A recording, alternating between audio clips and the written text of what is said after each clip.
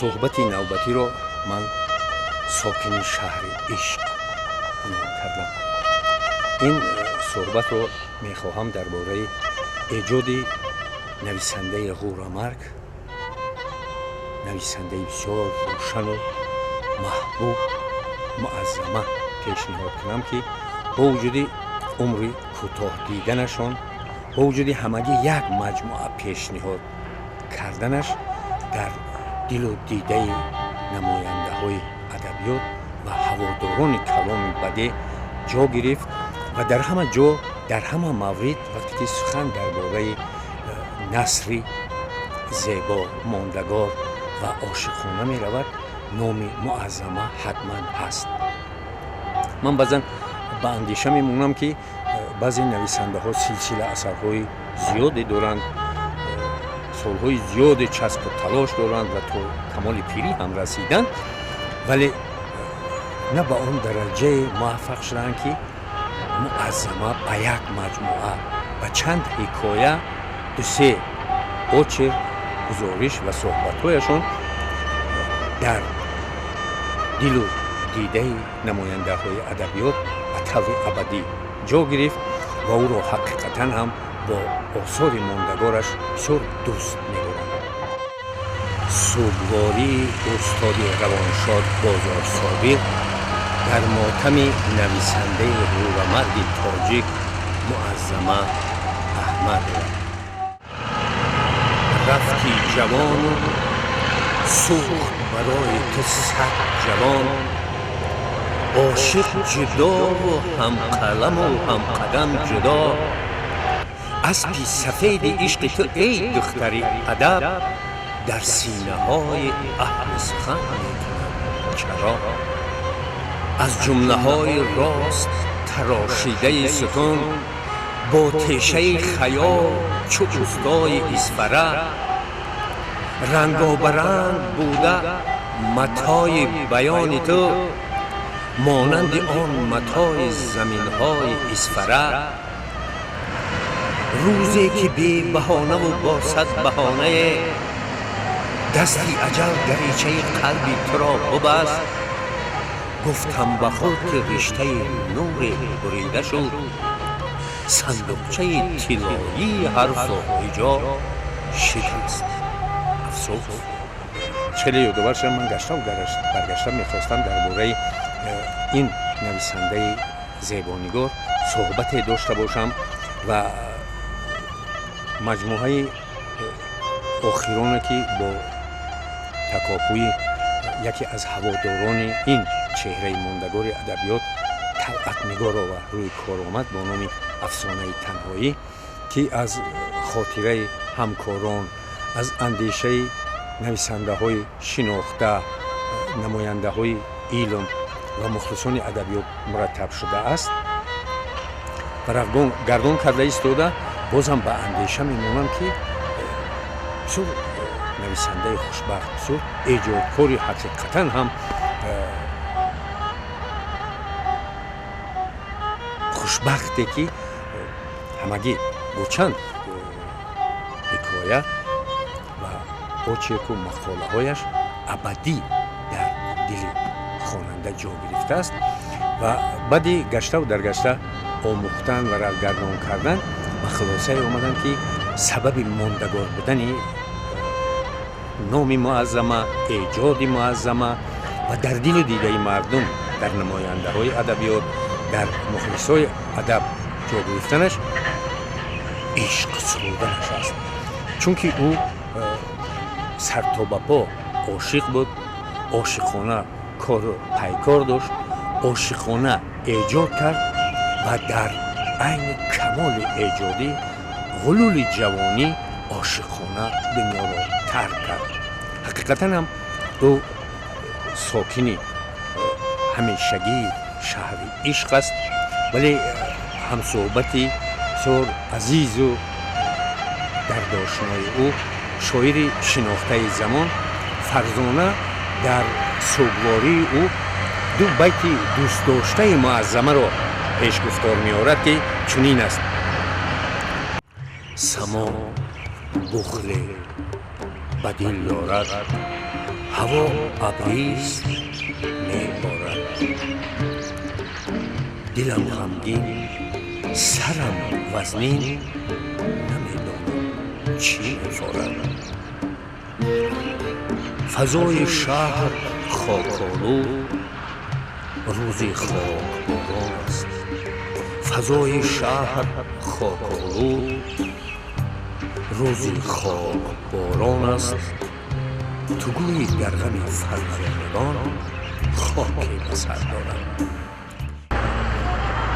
در آخر فرزانه هم اقرار می شود که این سوگواری از درد خودی معظمه سرچشمه دارد که او هر وقت با فرزانه در تماس می شده است یا با او هم صحبت می گشته است، از بهترین چکیده های عاشقانه ادبیاتی عالم توصیه می کرده است و فرزانه با شهرت امروزیانش که همچون شاعر خلقی، همچون سراینده بهترین کلام بده در بین هواداران ادبیات موقع پیدا کرده است و او را همچون لوریت مکافات دولتی، همچون شاعر خلقی نه تنها در تاجیکستان در بیرون هم میدونند، اعتراف میکنند، ولی معظمه را در خطار استادانش تا امروز به یاد آورده اعتراف میکنند. خاطره های همنشینانش، همکارانش، هم ایجادانش را ورقگردان کرده ایستاده. دریافتم که او را همگان دوست می داشتند. از اون جمله یکی از چهره های شناخته عالم ادب امروز که در سراسر عالم موقع و مرتبه دارد، در بین خواننده ها شهرت خاصه دارد، سلیم ایوبزاد، یک پاره را از همین کتاب افسانه تنهایی پیشنهاد میکنم. ببخش ما را ای آخرین عاشق دنیا، ای مسافری راه درد، ای ساکنی خالی‌ترین شهر خدا، شهر عشق. آیا کسی مثل تو عاشق بود؟ آیا کسی هست که مثل تو تا واپسین دم عمرش لبریز از عشق باشد؟ آیا کسی هست که زندگیش عشق و عشقش زندگی باشد؟ بله، این رو اطرافیان می دانستند، درک می کردند، ولی چطوری که باز این همکاری معظمه افسوس می خورد، یادآور می شود، نامه دیرماندهش را با او پیشنهاد می کند و چون بخشش با خواننده ها نیز این عمل را تقاضا دارد. ببخشید که در غم و دردهای هرزه، در دویدنهای ناچیز، در گرداب تلاشهای بیهوده، در شتابها و شتابها نتوانستیم بگوییم که دوستت می‌داریم. دیگر دیر شده، دیر، خیلی دیر. ما نسل دیر مانده، ما همیشه دیر میرسیم، ما همیشه دیر خواهیم رسید. ما برای همدیگر از زندگی دنیای غربت و تنهایی میسازیم. ما هر کدام دیواریم، ولی به هر حال تقدیر برای معظمه مهربانی خاصه دارد. پیش آورد که همگان خاصه مخلصان کلام بده، هواداران سخن ناب فارسی در تاجیکی، همگان عاشق اوییم و این خوشبختی نصیب نه هر ایجادکار می‌گردد. گاهی که عاشق شدیم تو را یاد خواهیم کرد که مثل تو تا آخرین نفس عاشق باید بود. در آغوش مخمور زیباترین لحظه های خوشبختی خود تو را یاد خواهیم کرد. زنده هنوز، زنده در یادها، در رویاهای مغز تیره ما هنوز می رویم از خیابانها و شاد باشد میگویند درختان و گلها و طفلکان و تعظیم میکنند به تو پیکره ها و گل پرک های زرینبار در فضا میچرخند و میجویند تو را تو آنها را روی دستانت میگیری، تو آنها را نوازش میکنی. گل پرک های زرحلین می نشینند به موهایت، به چشمانت، به دستانت و می رویند سبزه ها در آغاز فصل بهار. از دور از بین ابرها و میخ ها می رسد شیهکشان اسبی سفید. گرد زرین کلاه سوار آن، ولی آسمان به سر آن پهلوان شکوفه ها نمی باشد. او دیر آمده، دیر رسیده، خیلی دیر. اشاره به مجموعه نخستین و یگانه این نویسنده هنرمند صاحب اسبی سفید است.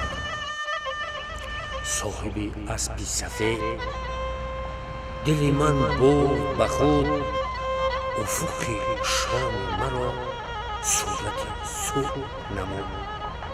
مگر این خواب و خیال، مگر این بخت و امید، عاشق نسل تویم صاحب اسبی سفید.